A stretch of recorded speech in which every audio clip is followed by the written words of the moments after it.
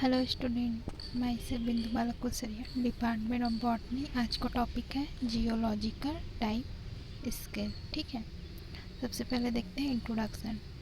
पृथ्वी पर आदिकाल से ही विभिन्न प्रकार के पेड़ पौधे जो है पाए जाते हैं। ठीक है, इनमें से कई प्रकार के पौधे पृथ्वी में हुई विभिन्न प्रकार की हलचलों जैसे कि भूकंप, ज्वालामुखी एवं भूस्खलन जैसी प्राकृतिक आपदाओं के कारण मिट्टी एवं चट्टानों में दब गए और आज उनके फॉसिल हमें प्राप्त हो रहे हैं। ठीक है, अतः आदिकाल में उपस्थित प्लांट्स के फॉसिल्स का स्टडी वनस्पति विज्ञान के अंतर्गत आने वाली एक शाखा के अंतर्गत किया जाता है, जिसे पैलियोबॉटनी कहते हैं। ठीक है, पृथ्वी की उत्पत्ति 4 से 6 अरब वर्ष पूर्व ज्वलित गैसीय पिंड के रूप में हुई थी। ठीक है, लगभग 0.9 अरब वर्ष में गैसीय पिंड से ठोस पृथ्वी बनी और अर्थ क्रस्ट की स्थापना हुई। ठीक है, प्रारंभ में पृथ्वी पर किसी भी प्रकार के जीवधारी नहीं थे, लेकिन जैसे जैसे समय जो है वो बीतता गया वैसे वैसे पृथ्वी की संरचना में अनेक परिवर्तन हुए और जीवों का प्रादुर्भाव हुआ। ठीक है, जीवों की उत्पत्ति हुई।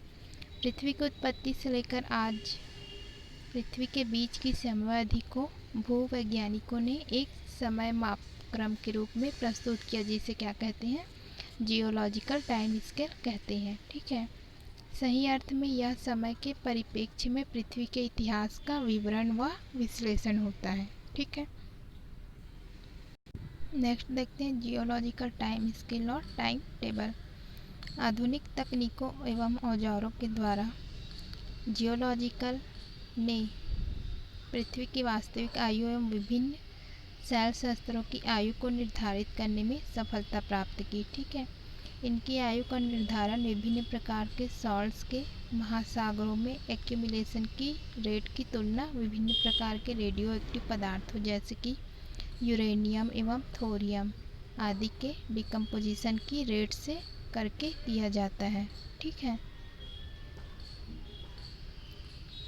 तार्किक रूप से देखा गया है कि यह सर्वमान्य तथ्य बन जाता है कि जीवन की उत्पत्ति उसके प्राप्त फॉसिल प्रमाण से पहले ही हुई होगी। ठीक है, जो फॉसिल्स हमको मिलते हैं उन्हीं से हमको पता चलता है कि पहले भी ये जो जीव जंतु है वो रहे होंगे। ठीक है, पृथ्वी पर जीवन की उत्पत्ति लगभग 3000 मिलियन वर्ष पहले हुई थी। ठीक है, J.L. कल्प 1961 एवं ईचर 1968 जियोलॉजी ने अपने स्टडी के आधार पर संपूर्ण जियोलॉजिकल टाइम टेबल को निम्नलिखित 5 एरा में डिवाइड किया। ठीक है, कौन कौन से वो 5 era? Archaeozoic era, proterozoic era, palaeozoic era, mesozoic era और सीनोजोइक एरा। ठीक है, सबसे पहले देखते हैं हम लोग आर्कियोजोइक एरा। इस एरा का आरंभ लगभग 3 अरब वर्ष पहले हुआ था। ठीक है, इस अवधि में जीवन की उत्पत्ति समुद्र में बैक्टीरिया के रूप में हुई थी। ठीक है, इस एरा की आयु लगभग 2 अरब वर्ष थी। ठीक है, फिर नेक्स्ट देखते हैं प्रोटियोजोइक एरा। इस एरा का आरंभ जो है वो लगभग 1.5 अरब वर्ष पहले हुआ था। ठीक है, इस एरा में ब्लू ग्रीन एल्गी, पैलिल युक्त प्रोटोजोआ आदि की उत्पत्ति हुई थी। ठीक है, इस एरा की आयु जो है वो लगभग 1 अरब वर्ष थी। नेक्स्ट देखते हैं पैलियोजोइक एरा। पैलियोजोइक एरा का प्रारंभ लगभग 510 मिलियन वर्ष पहले हुआ था। ठीक है, इस समय वातावरण अत्यधिक कैसा था? गर्म था। धीरे धीरे वातावरण में ह्यूमिडिटी में वृद्धि होती गई। इस एरा की आयु लगभग 305 मिलियन वर्ष से अधिक है। इस एरा को क्रिप्टोगैमिक प्लांट्स का युग भी कहा जाता है। ठीक है, इस एरा में मेराइन एल्गी, टेरिडोफाइट्स तथा सीड फर्न्स की उत्पत्ति एवं प्रगति हुई थी। ठीक है, पैलियोजोइक एरा को 6 पीरियड्स में डिवाइड किया गया है। ठीक है, सबसे पहले देखते हैं कैम्ब्रियन पीरियड। इस पीरियड की उत्पत्ति लगभग 510 लाख वर्ष पहले हुई थी। ठीक है, इस पीरियड की आयु लगभग 80 मिलियन वर्ष थी। इस पीरियड में चूना सिक्रेट करने वाली एल्गी की उत्पत्ति हुई थी। ठीक है, इस एरा का वातावरण जो है वो अत्यधिक गर्म था। ठीक है, फिर देखते हैं सेकेंड ऑर्डोविशियन पीरियड। ठीक है, इस पीरियड की उत्पत्ति लगभग 430 मिलियन वर्ष पहले हुई थी और इसकी आयु भी लगभग 80 मिलियन वर्ष थी। ठीक है, इस एरा में धीरे धीरे पृथ्वी ठंडी होने लगी और सूर्य का प्रकाश समुद्र के तल तक पहुंचने लगा, जिसके कारण मेराइन एल्गी की उत्पत्ति एवं डेवलपमेंट हुआ। ठीक है, नेक्स्ट देखते हैं सिल्यूरियन पीरियड। इस पीरियड की उत्पत्ति लगभग 350 लाख वर्ष पहले हुई थी। ठीक है, इसकी आयु जो है वो लगभग 80 मिलियन वर्ष थी। इसकी जलवायु अपेक्षाकृत कम गर्म थी। ठीक है, इस एरा में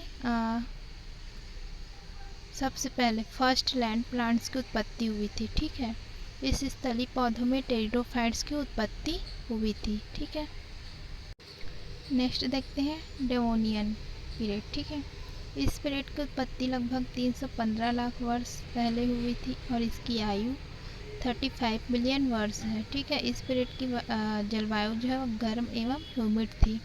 इस पीरियड में प्रथम वैस्कुलर प्लांट साइलोफाइट्स की उत्पत्ति हुई। ठीक है, अन्य प्रारंभिक स्थलीय पौधों में इक्विसिटेल्स फर्न्स एवं सीड फर्न्स लाइकोपोडियल्स के सदस्यों के घने वन विकसित हुए। वर्षा की कमी से वातावरण धीरे धीरे शुष्क होने लगा और अनेक समुद्र दलदलों में परिवर्तित हो गए। ठीक है, नेक्स्ट देखते हैं कार्बोनिफेरस पीरियड। इस पीरियड की उत्पत्ति लगभग जो है 225 मिलियन वर्ष पहले हुई थी। ठीक है, इसकी आयु है 60 मिलियन वर्ष। इस पीरियड की जलवायु गर्म लेकिन आर्द्र थी। इसे लाइकोपोड्स, इक्विसिटम, साइकेडोफिलिकल्स, लिवरवॉर्ट्स तथा मॉसेस का युग भी कहा जाता है। ठीक है, नेक्स्ट देखते हैं पर्मियन पीरियड। इस पीरियड की उत्पत्ति लगभग 205 मिलियन वर्ष पहले हुई थी। इस पीरियड की आयु 20 लाख वर्ष है। ठीक है, इस पीरियड में वातावरण ठंडा होता गया तथा ग्लेशियर का विकास हुआ। इस पीरियड में कोल्ड सहन करने वाले प्लांट्स के फॉरेस्ट का डेवलपमेंट हुआ। ठीक है, इस पीरियड में प्रथम साइकेड्स एवं कोनिफर्स की उत्पत्ति हुई और टेरिडोफाइट्स की संख्या में कमी हुई। ठीक है, नेक्स्ट देखते हैं मीसोजोइक एरा। मीसोजोइक एरा या मध्यजीवी एरा का प्रारंभ आज से लगभग 180 मिलियन वर्ष पहले हुआ था। इस समय का वातावरण कैसा था? शुष्क तथा ठंडा से गर्म था। ठीक है, इस प्रकार का वातावरण भूमि पर उगने वाले पौधों के लिए उपयुक्त होता है, इसलिए इस महाकल्प में बीजयुक्त फर्न ठीक है विलुप्त होते गए और जिम्नोस्पर्म एवं एंजियोस्पर्म की संख्या में तेजी से वृद्धि हुई। ठीक है, मीसोजोइक एरा को निम्नलिखित 3 पीरियड्स में बांटा गया है। ठीक है, ट्राइएसिक पीरियड्स, जुरासिक पीरियड्स, ठीक है, क्रिटेशियस पीरियड। ठीक है, सबसे पहले देखते हैं इसमें ट्राइएसिक पीरियड क्या होता है। यह मीसोजोइक एरा का फर्स्ट पीरियड है जिसकी उत्पत्ति 180 मिलियन वर्ष पहले हुई थी। इसकी विशेष प्रमुखता ये है कि ये सीड फर्न्स की विलुप्त हुई यहाँ पे। ठीक है, और हायर जिम्नोस्पर्म की डोमिनेंस थी। ठीक है, मतलब कि इस पीरियड में क्या हुआ, जो सीड फर्न थे वो विलुप्त हो गए और जिम्नोस्पर्मिक प्लांट्स की उत्पत्ति होने लगी। ठीक है, जिम्नोस्पर्मिक प्लांट्स में मुख्य रूप से कोनिफर्स तथा साइकेड्स के पौधों की संख्या में तेज़ी से वृद्धि हुई। ठीक है, जलवायु गर्म होने के कारण रूट्स धारण करने वाले प्लांट्स का विकास तेज़ी से तथा अधिक संख्या में हुआ था। ठीक है, इस पीरियड को निम्नलिखित 3 युगों में बांटा गया। ठीक है, कौन कौन से हैं? लोअर, मिडिल और अपर। लोअर में इस एरा में ठीक है इस एपोच में सीडेड फर्न का विलुप्त होना प्रारंभ हुआ और हायर जिम्नोस्पर्मिक प्लांट्स की वृद्धि तेजी से होने लगी। ठीक है। मिडिल, इस अप्रोच में सीडेड फंड लुप्त हो गए और हायर जिम्नोस्पर्मिक प्लांट डेवलप की चरम सीमा तक पहुंच गए। ठीक है। वो अपर में क्या हुआ, इस अप्रोच में हायर जिम्नोस्पर्मिक प्लांट्स की प्रमुखता रही। ठीक है, मतलब कंप्लीट रूप से जो जिम्नोस्पर्मिक प्लांट्स है वो उनकी वृद्धि होने लगी। ठीक है। फिर नेक्स्ट देखते हैं जुरासिक पीरियड।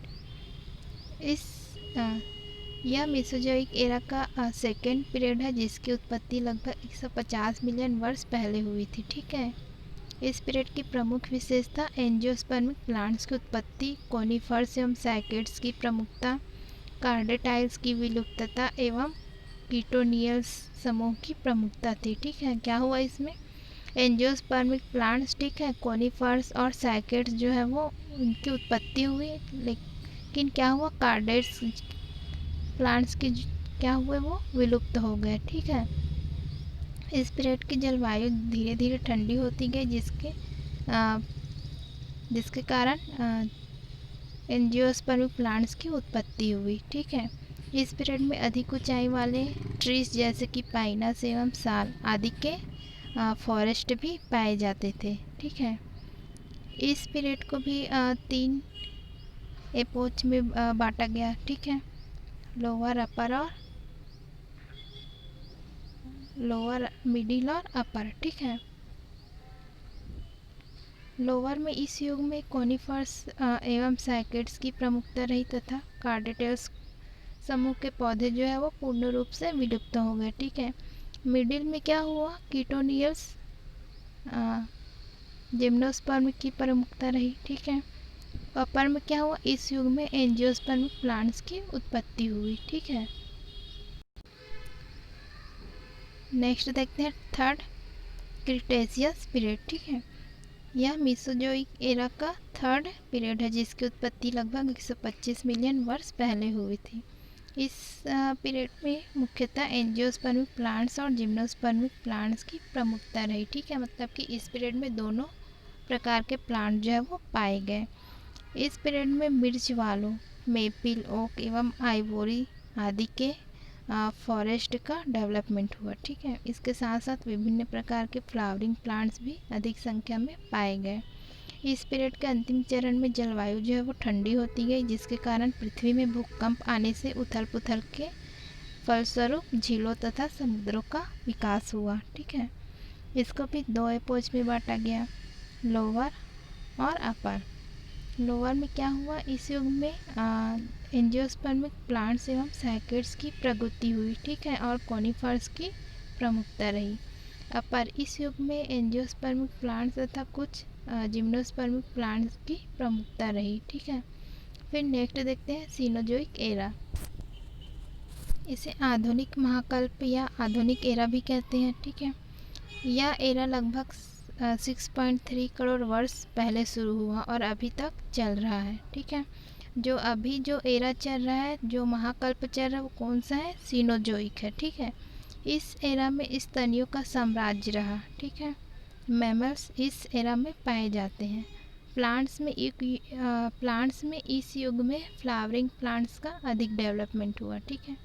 इस एरा को मैमल्स तथा एंजियोस्पर्मिक का युग भी कहा जाता है। ठीक है। इस एरा को 2 पीरियड्स में डिवाइड किया गया, टर्सरी पीरियड और क्वार्टरी पीरियड में।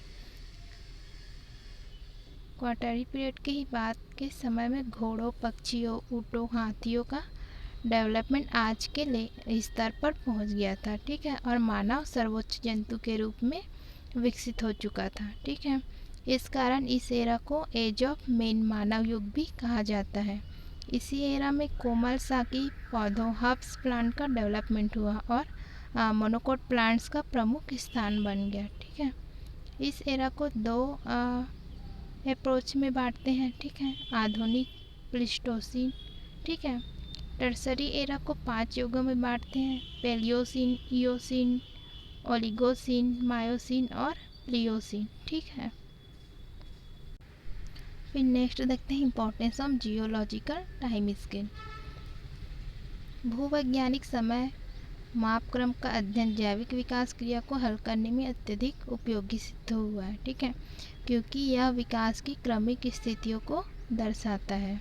इस समय सारणी की सहायता से प्लांट ग्रुप में हुए परिवर्तनों की जानकारी प्राप्त होती है। इसकी सहायता से हमें विभिन्न एरा में पृथ्वी पर हुए वातावरण परिवर्तन की तथा प्राचीन पौधों की सामुदायिक स्थिति की जानकारी भी प्राप्त होती है, क्योंकि फॉसिल्स अतीत के इतिहास के साक्षी होते हैं। ठीक है।